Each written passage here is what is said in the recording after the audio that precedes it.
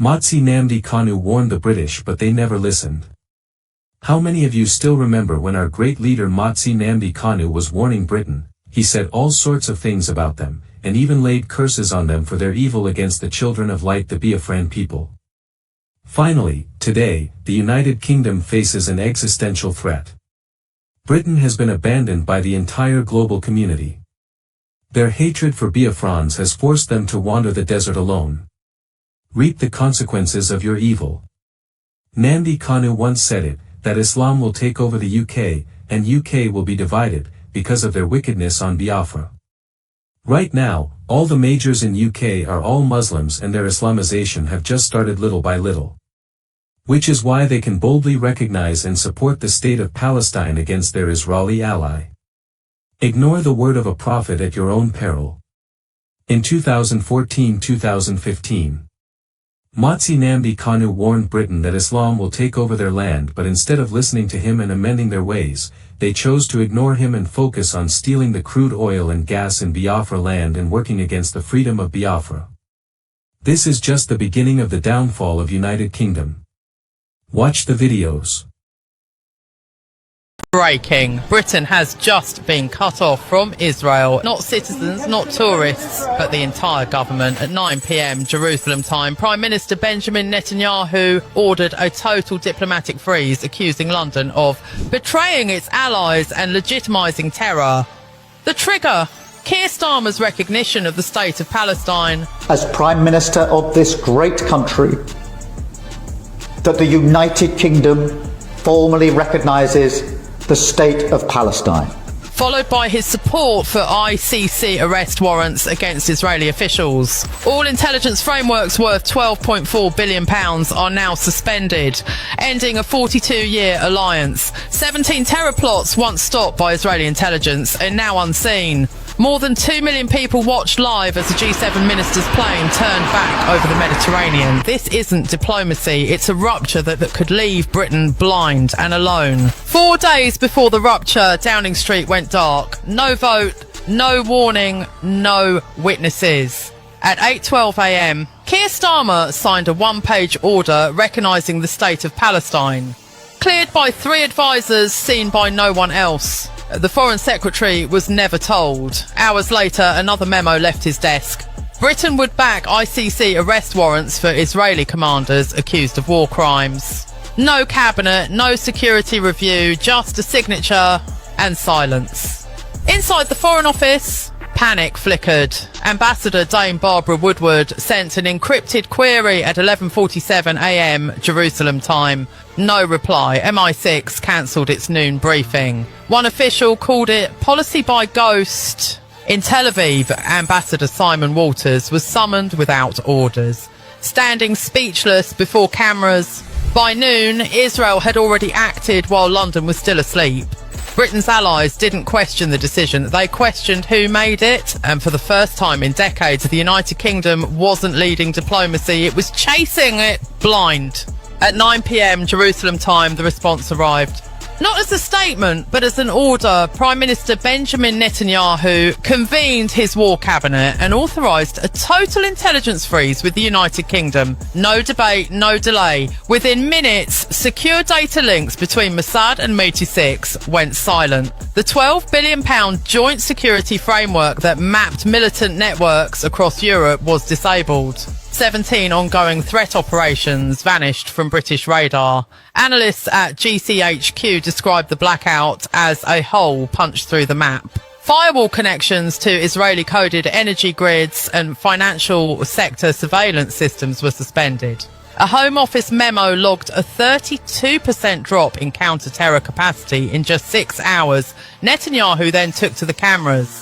A nation that abandons its allies in their hour of need, he said, should not expect protection in return. Markets in Tel Aviv applauded. London froze. The retaliation wasn't symbolic, it was surgical. Britain hadn't lost a friend, it had lost its shield. The morning after the blackout, the numbers began to bleed. Britain's defence sector lost £2.1 billion in contracts before trading even opened. Insurance firms marked critical exposure across cyber, aviation and energy. By 9:07 a.m, the FTSE warning index flashed red. Not for volatility, but for trust. Major Israeli tech investors withdrew from London Stock Exchange listings within hours. Data firms at Canary Wharf called it a silent run. The servers went down, not from attack, from suspension. Tel Aviv data mirrors powering British banking algorithms were disconnected overnight, corrupting transaction logs. Inside the Bank of England, emergency calls echoed unanswered. Currency desks froze swaps tied to Middle East energy futures. A senior analyst described the moment we didn't lose money. We lost the map. By afternoon, the Treasury confirmed a 7% contraction in projected GDP growth and warned of systemic liquidity distortion. Economists called it jargon. Markets called it collapse. For decades, London had been the pulse of global finance. Now the pulse was still. And every heartbeat cost £1 billion. While markets bled, diplomacy went quiet. Washington suspended all data exchanges under the Five Eyes Protocol. Paris withdrew from a joint cyber defence exercise. Warsaw froze its eastern flank intelligence sharing. In Brussels, Britain's chair at the EU security table sat empty by design. Across the Gulf, Saudi Arabia, Bahrain and the UAE issued a joint statement. Partnerships require loyalty.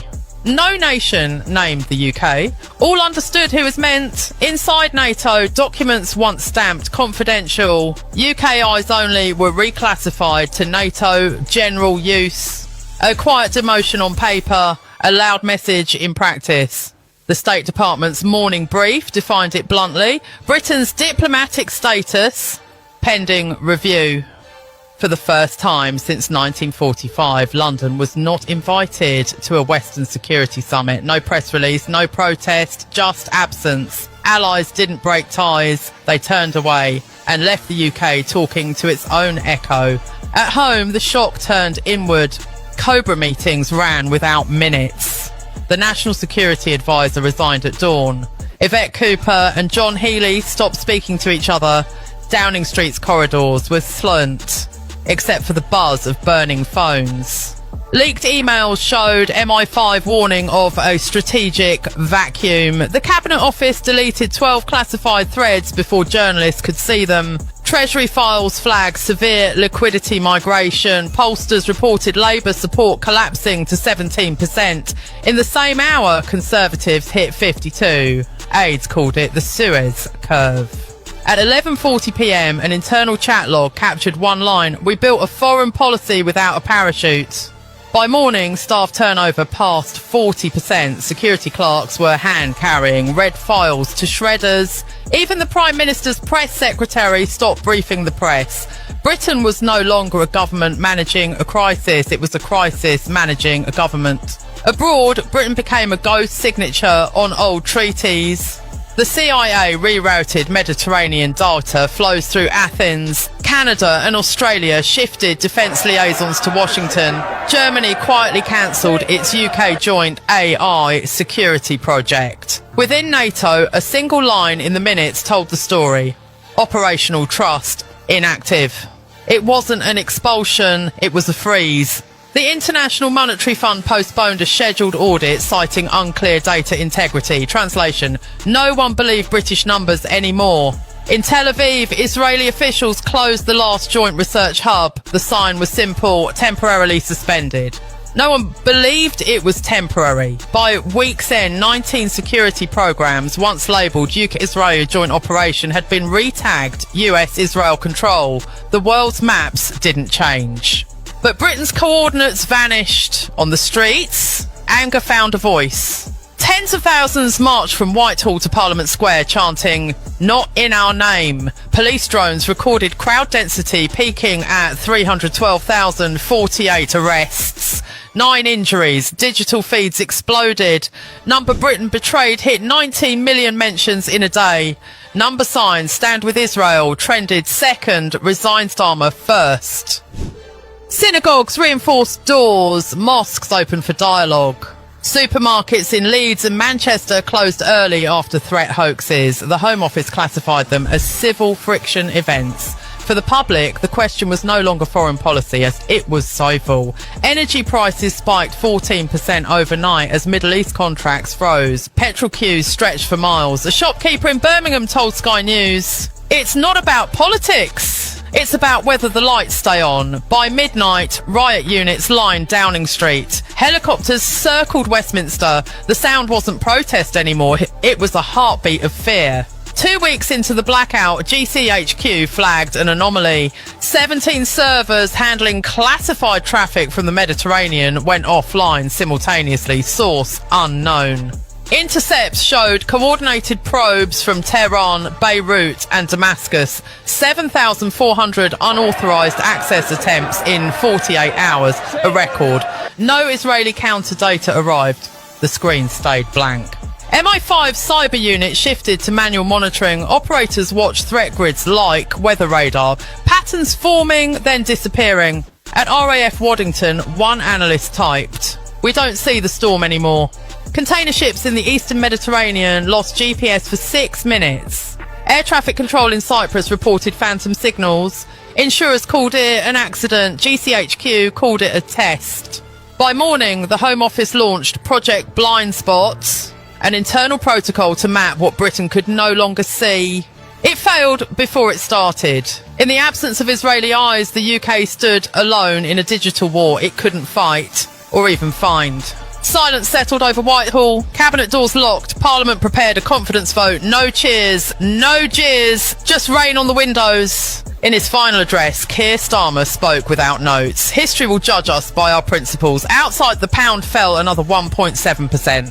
Inside, lights flickered. The Prime Minister left through the back gate of Downing Street. No motorcade, no escort, just silence and the sound of a nation shrinking in the rain. And Israeli officials summed it up to the press. Principles don't keep nations safe. Britain's longest alliance ended not with gunfire, but with a password that no longer worked. Before the coming of Biafra. You see Britain. Breaking. You see what is happening in the zoo today with people that worked or conspired against Biafra the way they are suffering. People from the Middle Belt. The same people that fought against Biafra are the ones who are being slaughtered today. Have you seen all of that? You see Britain, United Kingdom. God will divide it. God will divide Britain into 4. England will be on their own, Wales will be on their own, Scotland will be on their own, and Ulster, of course, they will join their brothers, the Irish Republic. Go and write it down somewhere. But when these things are happening, people will see it as a natural consequence of day-to-day politics. You will not know it is a divine order from heaven. Since Britain came to Biafra land to divide the children of light, God will divide them. Watch and see what I'm telling you. The same way today, as I'm saying this thing to you now, you see your governors that you have, those you call your leaders, those you know, Haneza. Has it dawned on everybody now that these people are even worse than Buratai? They are worse than the lowest form of Fulani Janjaweed. They are worse than Mietiala. Has it dawned on everybody now? In the north, their own governors are busy in the go every day. And we have asked this question many, many times. How come Sheikh Gumi is able to trace where bandits are, murderers, rapists, that kill innocent people every day? And he went there with the secretary to the government. What's SSG? Is it? What is the meaning of SSG in the zoo? Is it the senior? Is this secretary to the state government? The Fulani governors will bring out their secretary to state government to go with somebody they claim a very filthy, dirty looking animal that they call a sheikh. Why a black man is a sheikh in Africa is beyond me. The only thing I know who are sheikhs are Arab people. But let's forget that for 1 second. They went and they found where the bandits are. They found the bandits in the forest. Now, Nigeria Air Force cannot find them. Whereas in our own place, I want people to understand the enormity of the crime of Hope Uzodinma and the so-called governors and the so-called political leaders and, of course, Ohaneze Ndiaye and Ndoshi. Has Ohanese issued any statement since the bombing of Olu? Have you heard them say anything? Ohanese has not said anything to tell you who they are working for. So when we are complaining about George Obiozo, most of you didn't quite understand what was happening. Have your eyes now opened? All those idiots answering Ohanese and Yoshi, both their elders and their children, have you seen how evil they are? Have they said anything? Somebody was like, do you think you can go to the north and bomb a village and the governors will keep quiet? Jonathan bombed Boko Haram, killing people, burning and slaughtering innocent civilians. The whole of the north rose up as one. This is against a renowned global terrorist group. People can come to our villages in Olo and kill people and everybody is quiet. Whereas in the north, people who are murderers are being, serenaded by their governors. Now they're going to set up a ministry for Fulani bandits. And who are these bandits? These bandits are the same people asking you to belong to one Nigeria. So they need you to be in one Nigeria so they can kill all of you and take over your land. Because if you're not in one Nigeria, they cannot. Do you think that Mietela can do in Benin Republic what they're doing today? They cannot. Why? Because Benin Republic is a separate entity. I want people to use their common sense for 1 second. Do you think that Mietela can go into Togo and do what they're doing today? They cannot do it because Togo is a separate entity. Can they go to Ghana to do the same thing? The answer is of course no. Because Ghana is do you think if Biafra were to be independent, will you have Fulani people in your forest? That is a very simple question. Do you think if Oduduwa were to be free tomorrow, do you think you will have Fulani telling you that they have the right to occupy Yoruba forest? All these things, they point to one inescapable fact and conclusion, that only separation can solve the problem. Once you remain in one Nigeria, Fulani will keep coming at you until they conquer you. And I will add, that is your punishment for being very foolish. Your punishment for not being able to reason properly. That is your punishment for allowing the Supreme Court of Nigeria, should I say the Fulani and Abakari to be precise, to impose a governor on you in Imo State. We have all seen the crimes of Hope Uzodinma. You know, people are very poor back home. There are those that will come out to try to defend what is in essence the indefensible. But we are here to put them on the path that is straight and narrow, which is the path of truth. What Hope Uzodinma did is to indicate to us their readiness to serve their Fulani masters. That's what I have done. In other words, your lives are meaningless and worthless. They are not there to serve you. They are there to serve their Fulani masters, all of them bar none. That is why anywhere you see George Obiozo or any idiot asked, they don't even come out anywhere. What they do is they hide behind somewhere and issue meaningless press statements.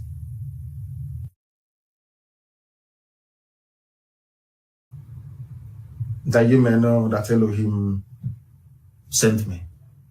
Some of you don't understand the spiritual dimension of what we are doing. You think we are just fighting for Biafra. No, we are fighting for the restoration of the kingdom of heaven upon the face of the earth. That is why every force of iniquity is against Biafra. That is why anybody who is against Biafra is a child of the devil. It doesn't matter who you are. Once you are against the coming of Biafra, believe you me, you are a child of the devil. And that very end or conclusion to your life that you're looking for, you are going to get it. I will start from the beginning again by way of recap. Everybody, all those who ganged up, people from Danjuma's village, those from Gowon's village, those that ganged up against us, those from Awolowo's village, everybody that ganged up against Biafra, go to their villages today and see what is happening. They are being killed and the land being taken over. And you say that God Almighty is not with us. Of course, He is with us and will be with us to the end. because we know that victory is assured. It doesn't matter. You see how powerful Britain is. They are one of the 5 permanent members of the United Nations Security Council. You see how much the Fulanis have. Over $30 billion. We raised $70,000 the other day, tentatively speaking, give or take. With $70,000 that's the only one fundraising. Other people raise funds in Asia and every other place. I'm sure that by the time I'm leaving the US, if we tally everything that people have pledged and what they are going to bring, it is very close to $500,000. The reason why I'm saying this is I want you to compare what we are doing with what our enemies have. I came to the US. If everything is